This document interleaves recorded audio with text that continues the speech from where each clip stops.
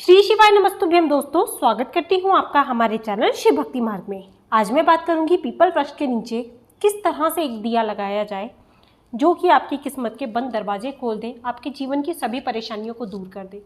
क्योंकि जैसा कि आप सभी को पता है, पीपल वृक्ष के पूजन मात्र से लोगों के बहुत से कष्ट दूर होते हैं और जो व्यक्ति पीपल वृक्ष को हर शनिवार या रोजाना सींचता है उसके जीवन के हर दुख दूर हो जाते हैं और माँ लक्ष्मी की सदैव कृपा उसके ऊपर बनी रहती है। शनि देव उससे प्रसन्न रहते हैं, भगवान विष्णु की अति कृपा आपको मिलती है। और इतना ही नहीं, श्री कृष्ण ने गीता में स्वयं कहा है, वृक्षों में मैं पीपल हूँ, मांस में मैं अगहन हूँ। और पीपल का वृक्ष हिंदू धर्म में सबसे ज़्यादा पवित्र माना जाता है। मुख्य रूप से इसे भगवान श्री हरि विष्णु का प्रतीक हम मानते हैं, क्योंकि आप अपने घर में मंदिर में पूजा अर्चना करते हैं, उन मूर्तियों का तो देखिए बिल्कुल नहीं पता है, परंतु श्री कृष्ण स्वयं कहते हैं मूर्तियों के स्थान पर मैं पीपल के वृक्ष में हमेशा विराजमान रहता हूँ। तो इसके पत्तों टहनियों में, यहाँ तक कि कोपलों में भी देवी देवताओं का वास माना जाता है। और कहते हैं कि पीपल के मूल में ब्रह्मा, मध्य में विष्णु और शीर्ष में महादेव का निवास माना जाता है। शाखाओं, पत्तों और फलों में भी सभी देवी देवताओं का निवास होता है। और साथ ही जिस तरह पीपल को भगवान विष्णु का स्वरूप बतलाया गया है, जहां भगवान विष्णु होंगे वहां माँ लक्ष्मी स्वयं मौजूद होगी। पीपल की महत्वता से ही पता चलता है कि भगवान श्री कृष्ण ने पीपल के वृक्ष के नीचे गीता का ज्ञान इस दुनिया को दिया था। इसीलिए पीपल की पूजा करने से भगवान विष्णु और माँ लक्ष्मी का सदैव आपको आशीर्वाद प्राप्त होता है और आपके सभी कार्य पूर्ण हो जाते हैं। क्योंकि एक चीज़ देखिए, इंसान के कथन झूठे हो सकते हैं, परंतु यदि भगवान ने स्वयं इस कथन को कहा है तो वह कथन कभी झूठा नहीं हो सकता। तो यदि आप अपनी मंदिर की मूर्तियों में का पूजन करते हैं, उस पर सच्ची श्रद्धा रखते हैं, तो पीपल में तो स्वयं साक्षात भगवान वास करते हैं। तो क्यों आपके दुख दूर नहीं होंगे यदि आप किसी नियम को, किसी उपाय को सच्चे मन से करते हैं। और साथ ही साथ कहा जाता है, यदि आपके शनि की स्थिति खराब चल रही है, आपके जीवन में सब कुछ उथल पुथल हो रहा है, आपको कुछ समझ नहीं आ रहा, आपको पैसे की बहुत ज़्यादा तंगी चल रही है, आपके जीवन में जो आप चाहते हैं, मतलब जो आपको एक होता है इंसान के जीवन में, वो एक न्याय चाहता है कि नहीं ये चीज़ मेरे साथ गलत हो रही है, तो यदि शनिवार के दिन पीपल का वृक्ष का पूजन किया जाए तो शनिदेव, क्योंकि न्याय के देवता शनिदेव ही हैं, क्योंकि शनि का नाम सुनते ही देखिए कई बार लोगों के मन में डर बैठ जाता है, लेकिन शनि को न्याय प्रिय ग्रह माना जाता है। शनि जिस भी व्यक्ति के कर्म के अनुसार, क्योंकि यदि देखिए आप अच्छा कर्म करेंगे तो आपको अच्छे फल मिलेंगे, यदि आप बुरा कर्म करेंगे तो आपको बुरे कर्म भी मिलेंगे। तो बुरे कुकर्म करने वाले लोगों को शनि हमेशा दंडित करते हैं, परंतु यदि आपने अच्छे कर्म किए हैं तो भगवान की कृपा भी आपको मिलती ही मिलती है। यही कारण है कि उन्हें हम न्यायाधीश देवता कहते हैं। और माना जाता है कि जिन लोगों पर शनि की शुभ दृष्टि रहती है उन्हें किसी भी प्रकार का जीवन में अभाव नहीं रहता। दुख आते हैं परंतु वे पता भी नहीं चलते किस तरह से निकल जाते हैं। वहीं शनि की दृष्टि यदि खराब हो जाती है, यदि आपने कुछ भी ऐसे गलत कार्य करे हैं, तो आपको जीवन में तमाम समस्याओं का सामना करना पड़ता है। माना जाता है जिससे शनि क्रोधित हो जाए उसे राजा से रंक बनने में भी देर नहीं लगती। यही वजह है कि लोग शनिदेव को प्रसन्न करना चाहते हैं और शनि के अशुभ प्रभावों से बचने के लिए कई तरह के उपाय भी करते हैं।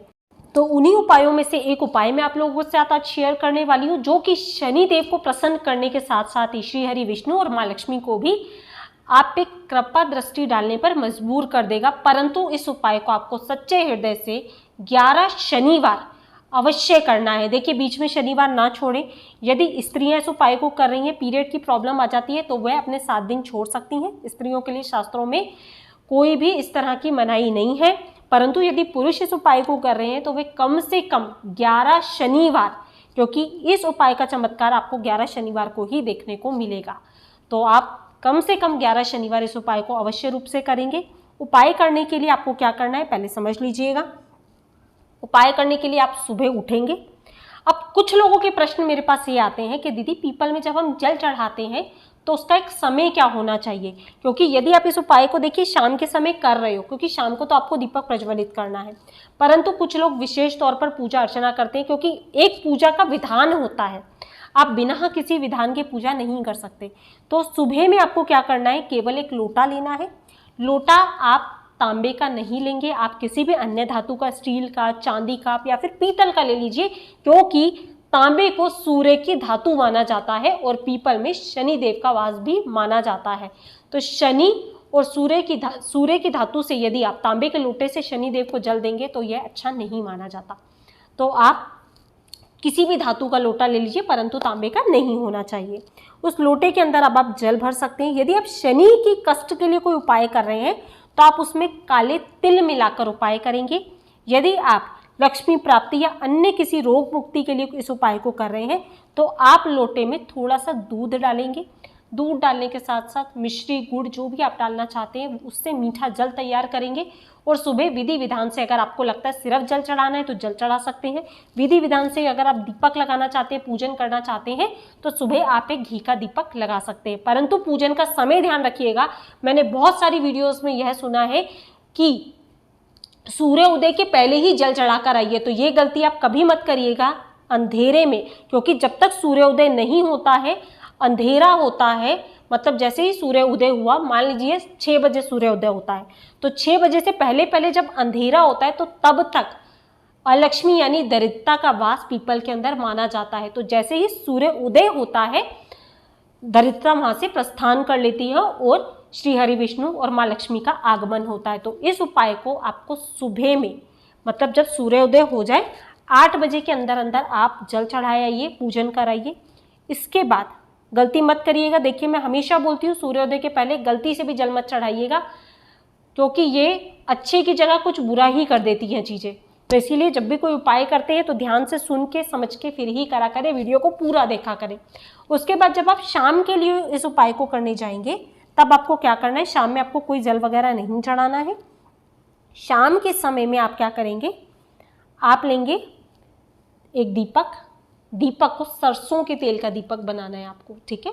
सरसों के तेल के दीपक में आप रखेंगे लंबी बाती। कौन सी बाती? लंबी बाती आपको रखना है। लंबी बाती जब आप रखेंगे उसके अंदर आपको डालने 1 चुटकी काले तिल। 1 चुटकी काले तिल के साथ साथ या तो आप लोहे की कील डाल लीजिए या आप सिक्का डाल लीजिए, कुछ भी आपको एक लोहे की सामग्री उसमें रखना है, क्योंकि ये उपाय हम श्री हरि विष्णु की कृपा पाने के लिए और शनिदेव के लिए कर रहे हैं। तो काले तिल का संबंध भी शनिदेव से है और लोहे की धातु का संबंध भी शनिदेव से है, क्योंकि जैसा कि मैंने आपको बताया आपको तांबे की चीज़ों का यूज़ नहीं करना है। आप जल चढ़ाने के लिए भी लोहे का लोटा ले सकते हैं, परंतु लोहे का लोटा जल्दी से मिलता नहीं है, तो आप अन्य धातु का लोटा ले लीजिए और शाम के समय में या तो आप सिक्का डाल दीजिए या आप कील डाल दीजिए, या लोहे का छोटा सा आपको टुकड़ा मिलता है तो दीपक में आप वो डाल दीजिए।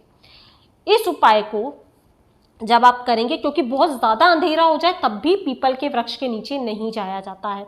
इस उपाय को आप सूर्यास्त जिस समय हो रहा हो, सूर्यास्त का समय जैसे मान लीजिए अभी गर्मियों के अनुसार 6 बजे से लेकर 7:30 तक का है, तो आप जब सूर्यास्त हो रहा होता है मतलब कि 7 बजे तक आप इस उपाय को करके आ जाएंगे। उपाय करने के बाद पीछे मुड़कर आपको नहीं देखना होता। और जब आप इस उपाय को करेंगे सच्चे हृदय से भगवान का स्मरण करते हो, मतलब ऐसा नहीं कि आप किसी उपाय को कर रहे हो बेमन से कर रहे हो क्योंकि वो उपाय आपको बतलाया गया है इसलिए आप इस उपाय को कर रहे हैं, ऐसा नहीं है। जिस भी उपाय को करें सच्चे मन से, सच्ची हृदय, सच्ची श्रद्धा से करें और इस भाव से आपको पीपल वृक्ष का पूजन करना चाहिए कि श्री हरि विष्णु साक्षात आपके सामने हैं, आप उनसे अपने दुखों को कह रहे हैं और सच्ची श्रद्धा, सच्ची भाव से आपको जो भी आपके मन की बात है वो पीपल के समक्ष रखना चाहिए, श्री हरि विष्णु के समक्ष रखना चाहिए। और जब आप पूजन करें और जब आप परिक्रमा करें, क्योंकि सुबह में जब आप जल चढ़ाने जाएंगे तो कम से कम 3, 11 या विशेष फलों की प्राप्ति चाहते हैं तो 108 परिक्रमा ओम नमो भगवते वासुदेवाय नमः जप करते हुए करनी चाहिए। और यदि ये मंत्र आपको याद नहीं रहता है तो नारायण नारायण करते हुए या आपको विष्णु भगवान का जो भी नाम आपको याद आता है वो नाम याद करते हुए आपको पूजा अर्चना परिक्रमा करनी चाहिए। और अब कुछ प्रश्न आएंगे इस वीडियो के बाद मेरे पास कि दीदी दीपक कौन सा लेना है। आप चाहें तो दीपक आटे का ले सकते हैं, आप चाहें तो दीपक मिट्टी का ले सकते हैं, परंतु मिट्टी का दीपक पहले यूज़ करा हुआ नहीं होना चाहिए, नया दीपक होना चाहिए। अब प्रश्न आएगा कि दीदी बाती कौन सी वाली लगानी है, तो आप रुई की लंबी बाती का प्रयोग कर सकते हैं, परंतु दीपक लगाते समय एक विशेष ध्यान रखिएगा, बाती का मुख दक्षिण दिशा की तरफ नहीं होना चाहिए। आप पूरब या उत्तर में मुख करके बाती का मुख रखेंगे। तो बस यही कुछ विशेष नियम थे जिनका आपको पालन करना है। और आप यकीन मानिए, ये मैं नहीं कह रही हूँ, ये लोगों के एक्सपीरियंस कह रहे हैं जिन्होंने इन उपायों को किया है। 11 शनिवार में आपको फलदायी परिणाम देखने को मिलेंगे, क्योंकि पीपल को सींचने से पितृ भी प्रसन्न होते हैं, शनिदेव की विशेष कृपा आपको प्राप्त होती है। तो आशा करती हूँ जानकारी समझ में आई होगी। जानकारी यदि थोड़ी भी लाभप्रद लगी हो, समझ में आई हो, तो वीडियो को लाइक करना बिल्कुल ना भूलें और इस जानकारी को अपने अन्य प्रियजनों के साथ शेयर करें और पुण्य अवश्य कमाइएगा। और यदि चैनल पर पहली बार आ रहे हैं, मेरी आवाज़ पहली बार सुन रहे हैं, तो शिव भक्ति मार्ग को सब्सक्राइब जरूर करिएगा। बेल बटन दबाकर शिव भक्ति मार्ग का हिस्सा जरूर बन जाइएगा। मिलते हैं अपने नेक्स्ट वीडियो में, तब तक